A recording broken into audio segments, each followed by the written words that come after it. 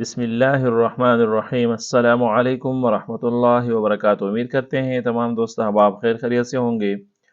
دوستو، آج کے اس ویڈیو میں ہم سلسلہ تجوید میں سے سورۃ البقرہ کے آیت نمبر 122 سے لے کر آیت نمبر 129 تک کو تجوید کے ساتھ سیکھیں گے۔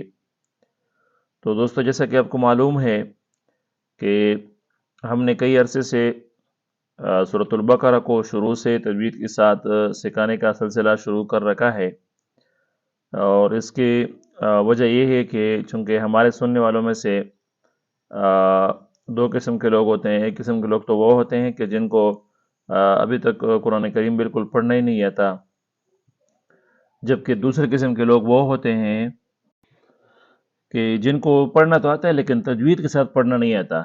تو ہم نے دونوں قسم کے لوگوں کا لحاظ رکھتے ہوئے سورہ بقرہ کو شروع سے تجوید کے ساتھ سکھانے کا سلسلہ شروع کر دیا ہے، تاکہ دونوں قسم کا جو ہے لوگوں کا لحاظ رکھا جا سکے اور دونوں قسم کے لوگوں کو فائدہ پہنچایا جا سکے۔ تو اس لیے ناظرین، چینل کو سبسکرائب کرنا ہے، بیل آئیکن کے بٹن کو دبانا ہے، تاکہ ہماری ہر آنے والی نئی ویڈیو سب سے پہلے آپ تک پہنچے۔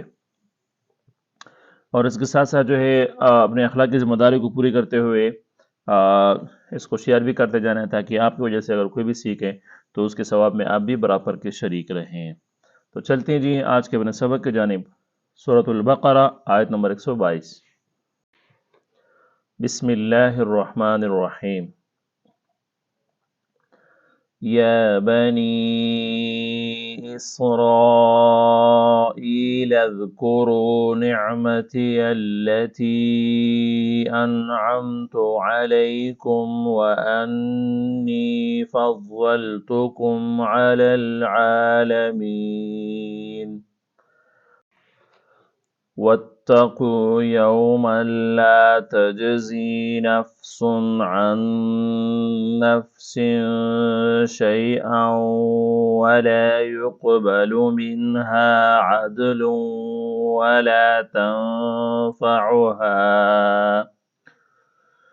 ولا تنفعها شفاعة ولا هم ينصرون۔ وَإِذِ ابْتَلَى إِبْرَاهِيمَ رَبُّهُ بِكَلِمَاتٍ فَأَتَمَّهُنَّ قَالَ إِنِّي جَاعِلُكَ لِلنَّاسِ إِمَامًا قَالَ وَمِن ذُرِّيَّتِي قال لا ينال عهد الظالمين۔ وإذ جعلنا البيت مثابة للناس وأمنا واتخذوا من مقام إبراهيم مصلى وعهدنا إلى إبراهيم وإسماعيل أن طهرا بيتي للطائفين والعاكفين والركع السجود۔ دوستو، سبق کو آپ نے بالکل غور سے سننا ہے۔ غور سے سنیں گے تب جا کر جو ہے آپ تجوید کے ساتھ اس کو سیکھ جائیں گے۔ وَإِذْ قَالَ إِبْرَاهِيمُ رَبِّ اجْعَلْ هَذَا بَلَدًا آمِنًا وَارْزُقْ أَهْلَهُ مِنَ الثَّمَرَاتِ مَنْ آمَنَ مِنْهُمْ بِاللَّهِ وَالْيَوْمِ الْآخِرِ قال ومن كفر فأمتعه قليلا ثم أضطره إلى عذاب النار وبئس المصير۔